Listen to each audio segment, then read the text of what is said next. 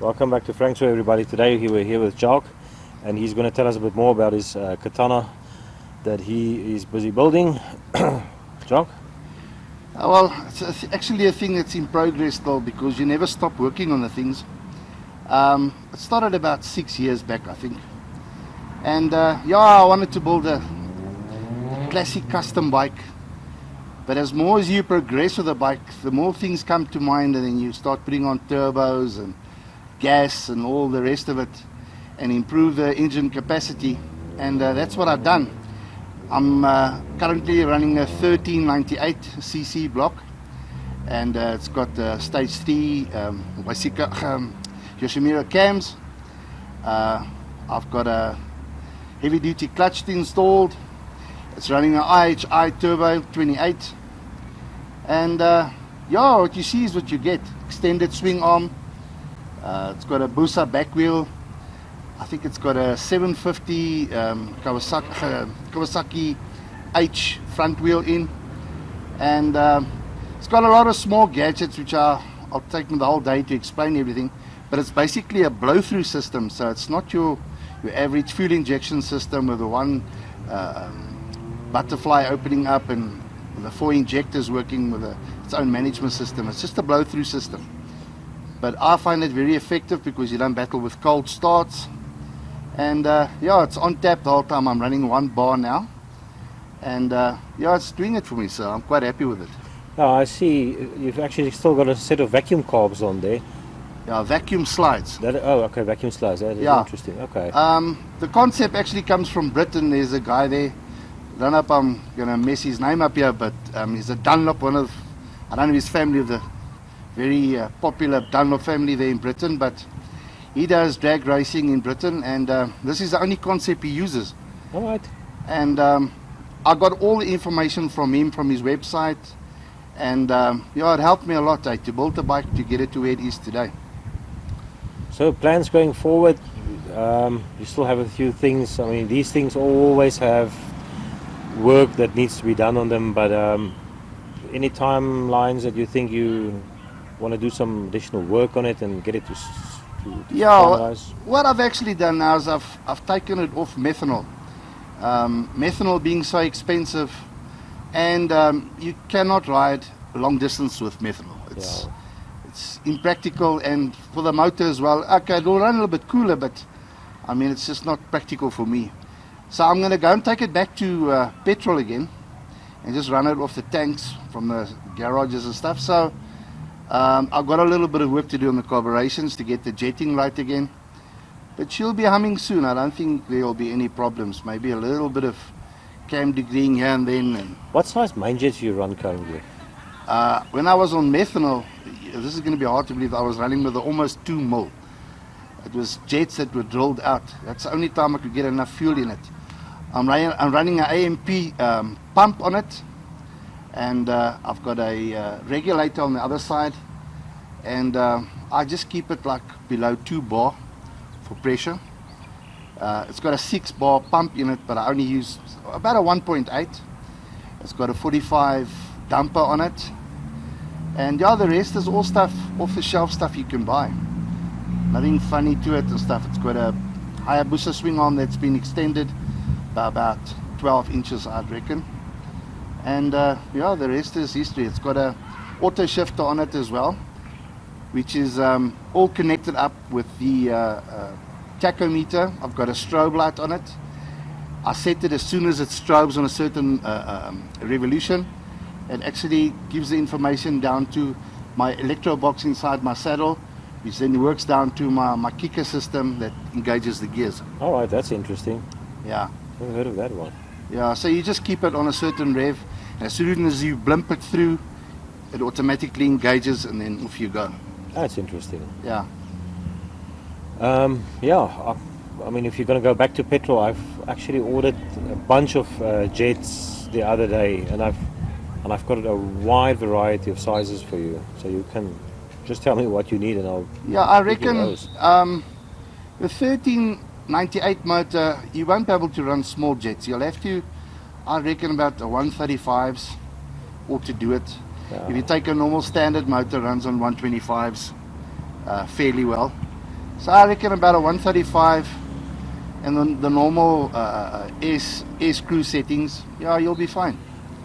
The carb jet that I bought is air screws, different types. It's jets from I think 110 up to about 160 or so times 4. Yeah, So we have enough to go around, and you can dial it in exactly where you want it. Read the plugs. yeah, This is also something that a subscriber asked me the other day. They said, "Oh, the bike is smoking a bit. Is it piston rings or what?" And the guys commented, "Is it cold start, hot start?" And I said, "Have a look at your plug. Read your plugs, yeah. and that'll tell you a lot about your bike." Yeah, this is unfortunately with these turbo bikes. It's a different scenario. Yeah, you get a little bit of breathing because of the pressure inside the motor. I mean, these things weren't built to be 1400 cc's, but initially with the start off with methanol, it gives a bit of smoke, and then it dies off. You know, you do get a lot of the methanol getting blown through the pipe as well, and well, spillage, whatever you want to call it, but. I mean, that's when I find it runs on its best, if it gives a little bit of a spill through. And I always watch the flame on the side of the bike.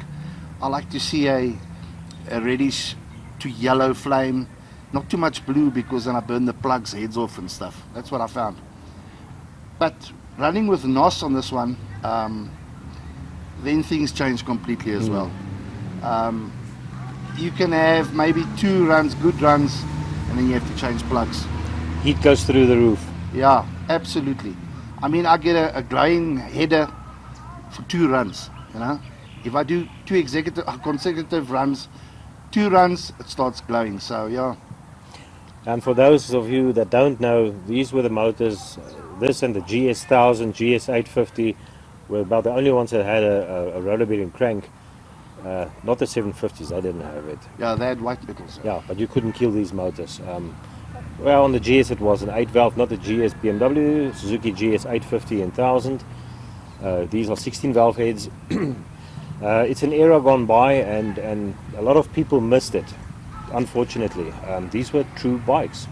Yeah, absolutely. I mean, this thing is 38 years old, and if you look at the super bikes of today, I've got a K7, and I can tell you what, that K7 won't even smell this thing. I'm speaking 400 meters. I mean, this thing is violently fast. If you look at 38 years old, get a guy 38 years old to go and race against a youngster on a track or something, you see the difference. Yeah, That's how yeah. it looks. But it runs well. Yeah, and it all comes down again to maintenance. Yeah. Guys, maintain your bikes, buy the correct oil, right grade, and do the regular maintenance. Absolutely. Obviously, this is a very nice toy to have. Yeah, but it's very expensive as well. Oh yes. A normal Saturday play about will put you back $1,000 easily, because it eats up 3 clutch plates, maybe sometimes 4 on a good evening. Guys that do boating, this is cheaper than boating. I think boating on the 2-stroke motors is like $2,000 for the day on petrol only. Yeah. Now this thing, well, on a 400 meter run, I mean, that's with a burnout and the run and coming back, I use 3.7 liters of methanol, so Sure, it's okay. it's very expensive to run as well. But otherwise, it's a nice toy, and I enjoy it. Getting rid of it is going to be another thing, because there's a lot of time spent and heartache and suffering into this thing. But yeah,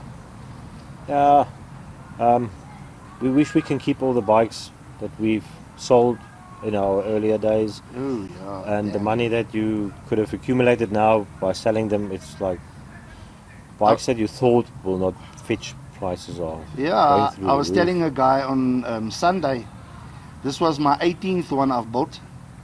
My 19th is standing here in my garage as well. But you know, you come to a certain point that you're done, and I just feel that the young'uns take over, let them build. And I saw a couple of nice bikes this weekend by the Katana meeting which we had. And yeah, but they are Katanas. This is not a Katana anymore. It looks like one, but there's a lot of butchering going on here. I know I'm not a purist, but yeah, that's how it is. Yeah, it's like the good. It's like the Gucci as well that I'm busy with. I fitted a 1974 KX250 rear mud guard for the back, that you know, the tailpiece, and people were going like, does it come with a bike? I said, no, it's a Kawasaki pod. He says, "Look, but that's not right." I said, but purist, it's your bike, it's your idea, you do whatever you want to do with it. Yeah, exactly. Make it your own. That's how it is. Eh? Well, thanks everybody. I think that's more or less done. Is there anything you want to add, Jock? No, I'm about done. I just hope there's some new builders coming out. The young'uns 16 to 24 that have got a little bit of ingenuity, and don't let the trade die. I mean, this is a dying thing. It's only the old boys that are building these old things. So we need a little bit of young blood and new ideas and stuff. Build them, race them, enjoy them. Very interesting. If I have a look at the channel stats, the majority of viewers are in the age range from 25 up to 34, majority of them.